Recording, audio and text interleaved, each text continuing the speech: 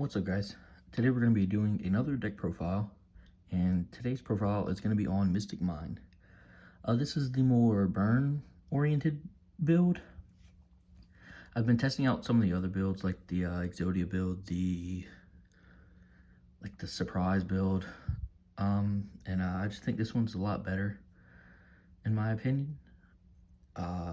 It's a very standard build, so you've probably seen it before, but there's a couple cards that I've changed and I've put in there. So yeah, without further ado, let's get it. We're gonna start off with the monsters. And being Mystic Mind, we don't play a lot of monsters. We only play 3. Dimension Shifter. It's a really good card. It stops a lot of combo players' turns. So playing at 3 is a must in my opinion. For the next monster, we have 3 Silent Wallaby. You special summon it to your opponent's side of the field. That's about what you do with it. It just gives them a monster, and then you activate mine, and then you have the lock. And the last monster we play is 3 Planet Pathfinder. Planet Pathfinder gets you to your mind. The only thing is, it is susceptible to hand traps, so you got to look out for that. But if it goes off, I mean, you get your mind very easily. That's all for the monsters. Like I said, mine, you don't want to play a lot of monsters. So set those off to the side. We'll get into our next cards, which are the spells, and we play triple Mystic Mind and 1 Terraforming. You always want to get to your mind as fast as possible. This is your win condition, obviously. So everybody knows what Mystic Mind does. It basically tells your opponent no. So if you can set this lock up, you'll be good. Next, to protect the Mystic Mind, we have triple copies of Field Barrier. Field Barrier is a pretty good card. And make sure your Mystic Mind doesn't get like Twin Twisted or Heavy Storm Dusted or just destroyed in general. The next 3 cards we have are triple Demise of Land. If you're going first and you don't have the mind in your hand, you just wait for your opponent to special summon a monster, and then there you go, you get your mind, and then they're blocked.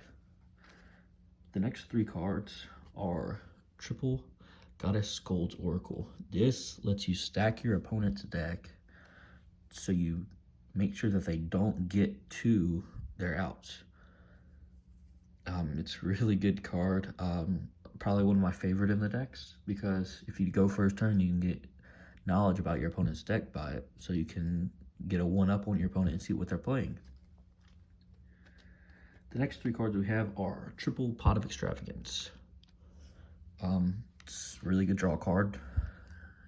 Being Mystic Mind, we don't go into our extra deck at all. So yeah, banishing 3 or 6 cards doesn't really matter for us. So yeah, we need all the draw power we can get to mine. Speaking of draw power, the next card we got is triple Pot of Duality. Triple Pot of Duality just lets us see 3 cards deeper into our deck to try and find the mine or the missing piece, like our win condition. Along with Left Arm Offering.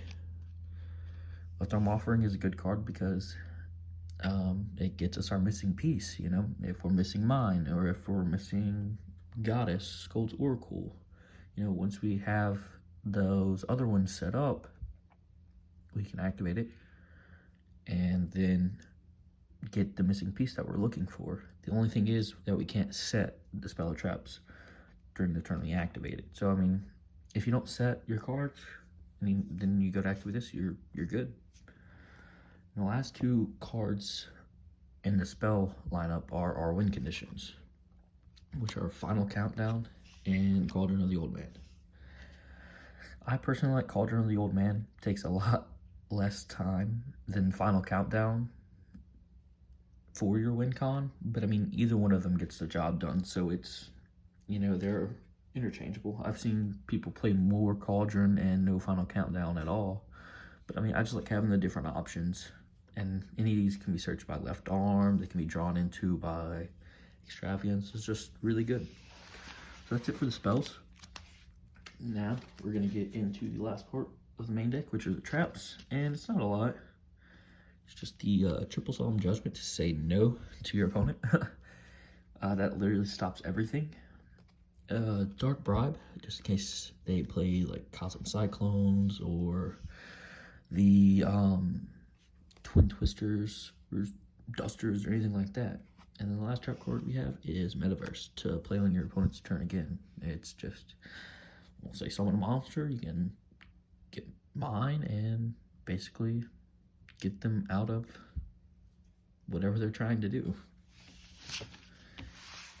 And then last is the extra deck, which honestly can be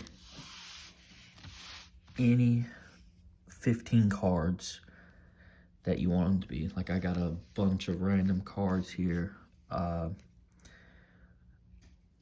I play as my extra deck because, you know, you're not going to go into any of them. You're just using them for Pot of Extravagance. The only really card that is very, like, liable in here is Intis, for if you're going against Dogmatica. If they punish me, you can send that and get a pop off.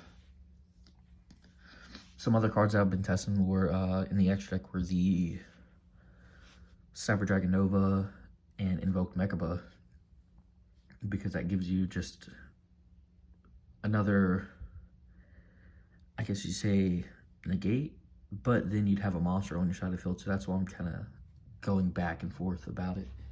And yeah, like I said, just 15 random cards and you're good. It could be 15 links, it could be 15 synchros, just whichever one you want. So yeah, that is it for my Mystic Mind deck. Like I said, very standard. I've been trying out other versions, but I feel like this, for my gameplay, this is the better of the three that I've been trying out. If you guys are interested in seeing some, like, I wouldn't say combo videos, but like test hands, see how you could set the lockup, just let me know in the comments below and I can get that out to y'all. That's pretty much it for this video, and I hope you guys liked it. Make sure to like, comment, and subscribe for the next one. See you guys later.